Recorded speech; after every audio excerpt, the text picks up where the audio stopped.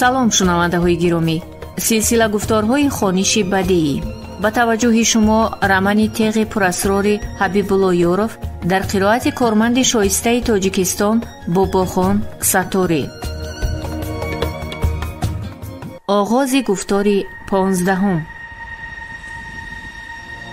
саёд фавран маҷлиси дастурдиҳии сафорат ро ба хотир овард ки дар асоси сиёсати сулҳхоҳонаи раҳбарияти нави Афғонистон бояд 15 январи соли 1987 дар саросари мамлакат қатъи оташбас эълон карда шавад. این اولین اقدام سیاست مصالحه ملی بود که از جانب مشاوران حزبی به خاطر خاتمه دادن جنگ‌های بی‌معنی در این کشور با مصلحت کرمل طرح‌ریزی شده بود. حتی حکومت افغانستان در مورد به موافقه رسیدن جانب‌ها پیشنهاد نموده بود که عاید به تأسیس یک حکومت مشترک در مملکت هرچی زودتر آغاز کرده شود. با پیشوایان مخالفین در چنین حکومت وظیفه‌های صدر اعظم، سروزیر، رئیس سود عالی، رئیس شورای خلقی، نصف وزیران مملکت، وظیفه‌های والیان، راهبران یک قطار شهرها و ولایت‌ها، معاون اول وزیر مدافعه و یک قطار وظیفه‌های دیگر را پیشنهاد نموده بودند. حکومت همچنان پیشنهاد نموده بود که برابر منطقه صلح اعلان گردیدن دهه ولسوالی شهر یا ولایت شورای انقلابی امتیازهای مخصوصی به این مقصد قبلا طرح‌ریزی کرده حکومت را در آن محل یا منطقه عملی می نماید. سیاست مصالحه ملی از جانب مردم عادی که جنگ‌های دور و دراز به دلشان زده بود در همه مناطق افغانستان با خوشنودی پذیرفته شد. این اقدام صلح‌خواهانه حکومت که دستگیری عمومی را یافته بود به نفع پیشوایان مخالفین نبود. آنها نه تنها مصالحه ملی را نپذیرفتند بلکه مانع بازگشت 4.5 میلیون گریزه افغان به وطن شدند که زیاده از 2 میلیون آنها در خیمه ها در مناطق سرحد پاکستان با افغانستان در شرایط نهایت وزنین زندگی می کردند. واقعاً گریزه های افغان قوه اساسی بودند که با مقصد فشار سیاسی رسانیدن به حکومت افغانستان ممالک غرب و بعض دولت های مسلمانی آنها را در شرایط نهایت سنگین نگاه می داشتند. همچنین از حساب جوانان مهاجر گریزه های سیاسی قوه های نو به نو در لگرهای مخصوص تیار کرده به جنگ برادرکش به خود افغانستان می فرستادند.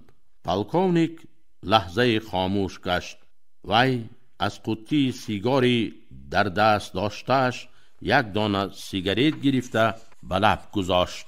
آتش چخماق را گرانده به سیگار نزدیک برد ولی آن را خاموش نمود. بعد سیگار را از لب گرفته به قطی جای کرد. سیگار قطی را در دست بازی درانده ایستاده از نو به صیاد رو آورد. وی به چهره با تعجب افتاده و حیرت زده و خپ و خاموش صیاد نگریسته گپش را ادامه داد. من باور دارم که این صلح هم موقتی است ولی برای سیاست امروزه دولت ما در کار هستند. موقتی باشد هم ما باید آتش جنگ را خاموش یا حداقل شدت آن را پس کنیم. آوازش را بلندتر کرد پلکونیک چون احساس نمود که هرچند چشمان صیاد بر روی وی دوخته شده است هوش و یادش جایی دیگر است.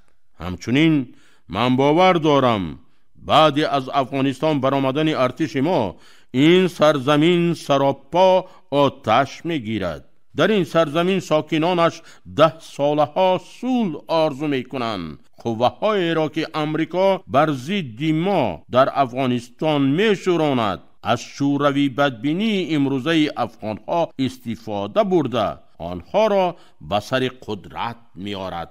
سپس بهانه می سازد و ضد آن قوه های خودش را به افغانستان می درآورد. یعنی افغانستان خواه و ناخواه از دست یک قوی، یک ابرقدرت به دست ابرقدرت دیگر می‌گذرد. مردم افغانستان وقتی از این نیرنگ‌های سیاسی آمریکا آگاه می‌شوند و می‌فهمند که گرگ را در پوست مهر پیشواز گرفتند، آن وقت دیر می‌شود. بعد می‌گویند شوروی 1000 بار بهتر بود، ولی آن وقت شوروی همچون دولت شاید وجود نداشته باشد. آن وقت من و تو هم به یکدیگر همچون به یک نفر خارجی نگریستگی میشویم. زیرا تو جورا جان در تاجیکستان صاحب استقلال و من در اوکراین مستقل خود زندگی میکنیم. آن قوه های مخالفی که امروز با دستگیری امریکا گویا بر ضد حکومت کمونیستی در افغانستان تأسیس یافته و سربازانی در افغانستان بوده شوروی می جنگند، آن وقت مبارزه شان را بر ضد حکومت اسلامی افغانستان و قوه های نظامی خود امریکا که افغانستان را تحت تصرف خود می درآورد شدیدتر خواهند کرد. این گفته های اندیشه صیاد به سرونوگ مشاور به نظرش شبه آور می نمودند. حتی از آنها بوی خیانت احساس می گشت. ولی صیاد راست به چشمان مشاور نگریسته چیزی نگفت و از روی احتیاط سوالی هم نداد. اگر تو راضی نشوی یا از عهده‌اش برآمده نمیتوانسته باشی یا ترسیده جرأت نکنی، من میتوانم از مرکز آدمی موافق خواهش کنم، ولی این همه وقت را میخواهد و باز آدمی نو به شرایط محل ناعامل را 1 ماه دراز در اینجا دستور دادن و تیار کردن لازم می‌آید. ثانیاً ما چنین پناهگاه هم نداریم که او را از چشم همه پنهانی تیار کنیم. آمدن آدمی نو یک باره غیب زدنش معنای فاش شدن من و از بین رفتن نقشه را دارد. ما بسیار وقتی کم داریم در اختیارمان. باید معلومات به جای درکاری سری وقت رسد و عملیات خونینی را پیشگیری نماییم که نقشه های صلح منطقه را برباد دادنی‌اند. صحبتش را خلاصه کرد پلکاونیک دانچنکو. صیاد سال بعد در مسکو فهمید که مرکز به دانچنکو او را توصیه داده بوده است و حتی مرکز آگاه کرده است که اگر مبادا صیاد این وظیفه من نیست گفته راضی نشود یا من از قسم مخصوص سفارت چنین سفارش نگرفتم گوید، به عزت نفسش بیرس. شاید از عهده اجرای این وظیفه برآمدن نتوانی یا میترسی یا جرأت نداری. هیچ گپ نه، من تو را فهمیده میتوانم. به این کار باید آدمانی مخصوص روند، نه ترجمانی عادی. بگو و چنین خصلت دارد که نمیگذارد او را پس زنند و به دم مرگ هم میرود.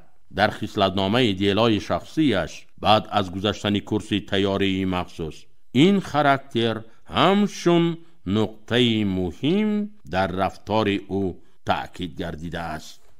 نمیتوانی از عهده‌اش نمیبرایی، جرأت نداری. این همه سفسطه را بینیده میگفت صیاد زیر لب، سرعت حرکتش را باز هم تیزتر کرده. کاری نمیشودگی نیست بچم. به یاد آورد تأکیدهای پدرش را که 5-6 ماه از توت‌پس سر کرده تا لاش شدن پلک شب و روز صیاد همراه و یاردمچی پدر در باغ و در پلک بود.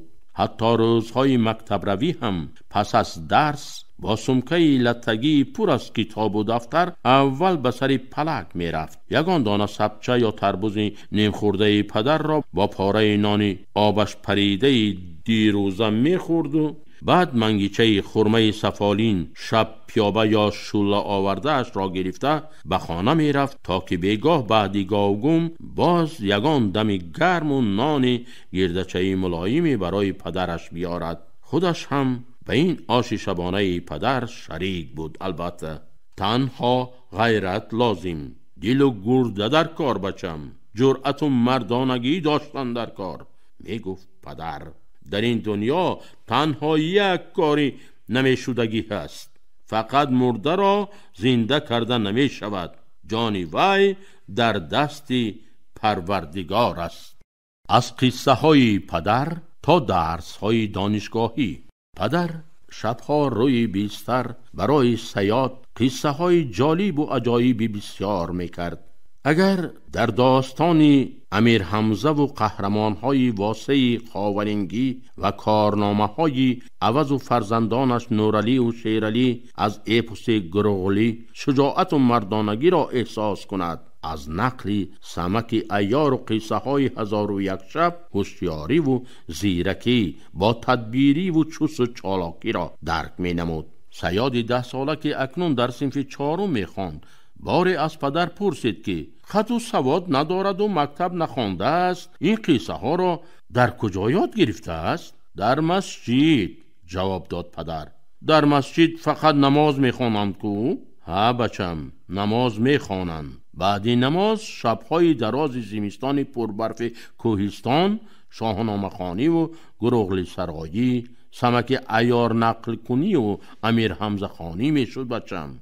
قشلاق‌های کوهستان تاجیک پر از آدمان دانشمند بودند. حالا چی؟ کنجکاوی میکرد صیاد. حالا از آن آدمان کم ماندن بچم. یک قسمشان عمرشان را دیده از عالم گذشتن، یک قسمشان ترایکه شده به سیبیر رفتن، قسم دیگر مثل ما مهاجر شده به ته دشت خنبیدند. بعضی ها از ترس بلشویک هر سو فرار کردند. صیاد آن وقت معنای و ماهیت کلمه های ترایکه، سیبیر، مهاجر، بلشویک و فرار را نمی فهمید. از این خصوص چیزی هم نمی پرسید از پدر. بدتر درباره این و بسیار دیگر مفهوم های سیاسی در صنف‌های بالایی هنگام آموزش فن‌های تاریخ SSSR و جمعیت شناسی می‌فهمیدگی شد.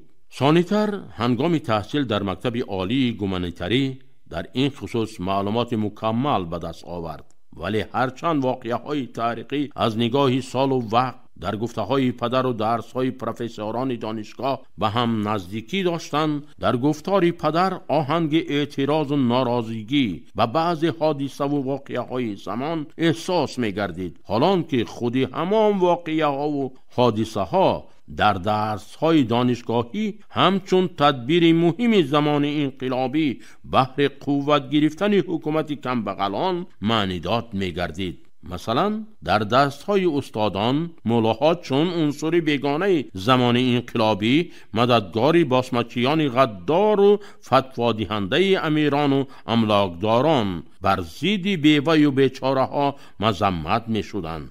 ولی در گفته های پدرش بعض مولاها چون کوه علم توصیف می شدند و بعدی بدرغه شدنشان تل کتاب های تاریخی و علمی و دینی آنها در غار و مغاره ها پوسیده و تاسیده نصف شده رفتند.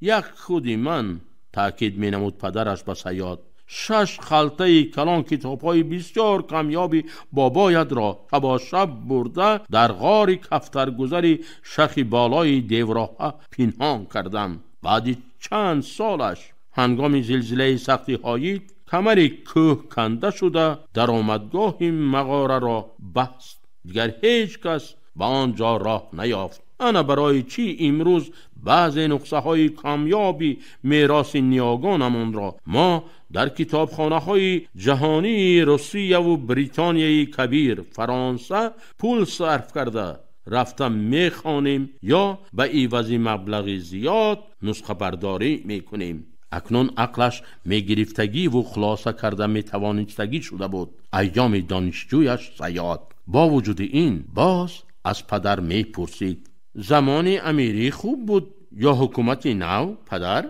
بچم، در زمان امیری مردمی بیچاره پشت و پناه و تکیه‌گاه نداشت. زمانی دارنده بود. بیوه و بیچاره به بی‌ضاعت و بطرک پایلوچ حق آواز بلند کردن نداشتند. سویتی حکومت انا همین مستمندان و مزدوران گردیده بود. گپش را ادامه داده پدر تأکید میکرد در کوهستان ما سفر بطرک که شکمش را از هر در سیر میکرد و زمستان و تابستان پایش پاپوشی را نمیدید، اعضای حکومت شد. 6 ماه در لیگبس مفی بیسوادی خواند و رئیس جماعت قوشچینار شد. بطرک وظیفه‌دار شد که را تگی قناتش میگیره. البته بطرک کم بغله بیوه و بیچاره. همه اتفاق شدن. این حکومت همه را با هم متحد کرد. بچم حالا بین خوجند کجا و حصار کجا. در پیش پاییز و عملیات یک فرد چای خوردن. این ره و رو را بین و این رفت و آمده مزه کن. پای تاجیک تا به مسکو و گرمان رسید. از همه اساسی مردم محلهای گوناگون زبان یکدیگر را خوب میفهمیدگی شدند. در زمان امیری رفت و آمد که نبود، یکدیگر فهمی هم نبود.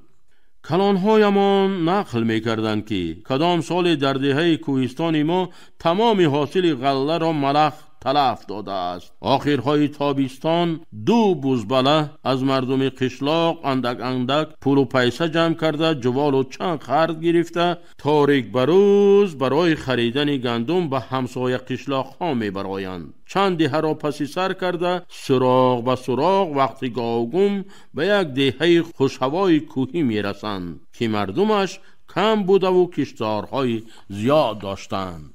هر سال مردم آن دهه نصف حاصل به دیگرها می فروختند.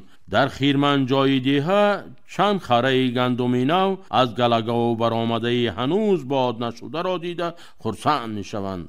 صاحب یکی از خره های کلان گندم مردی میان سالی قامت بلند 4 پهلوی آفتاب خورده که برودهای قفصی دراز تابدارش او را به هر یک بیننده ناشناس خیلی بدهیبت نشان میداد مهمانان را خوش پذیرفته بعد از فهمیدن مقصدشان صدا بلند میکند: پولاد قمر، قربان، قادر، قایم. یک باره از 4 برج خیرمنی گندم 4 یگیت پهلوان جوسه آفتاب سوخته که از کفت کار و تفس آفتاب و چنگی کاه خسته شده خود را به بار خره گندم پرتافته دم می گرفتند لبه گویان از جای می خیزند. پدر به مهمان ها اشاره کرده امر می کند: مهمانتی حجره‌ای، خرتشین آتخانه‌ای، تابستان خرد اسفنده جاگهی سوارد، نخناتشینی پولد پیساتشین غارتی چافی غمتون واشت، محتاب انیج چی خونی چخت پنخشاخه چی گیریم و تک ناست، خیرمنی غمتون واتای کریویست، مرغ فیرادی محلی من وامیشت رسان. گفته پای بریکابی اسب جومستش گذاشته قمچین و سرغی اسب میزند.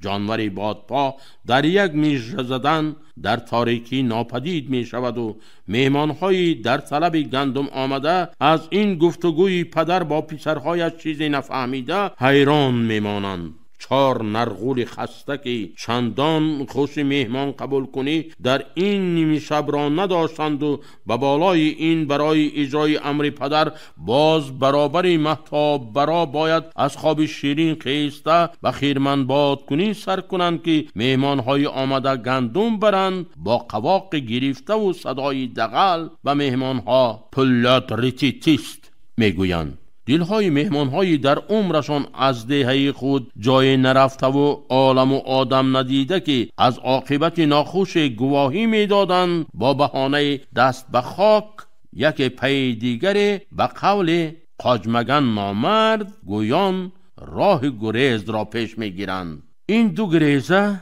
وقتی آفتاب برا خود را به منزل رسانده حادثه به سرشان آمده را نریزانده و نچکانده به همدیه هایشان نقل میکنند که در بین این کوه و کوتل ها غول ها هم زندگی میکنند و امشب به گمان همه خرهای ما را میخورند.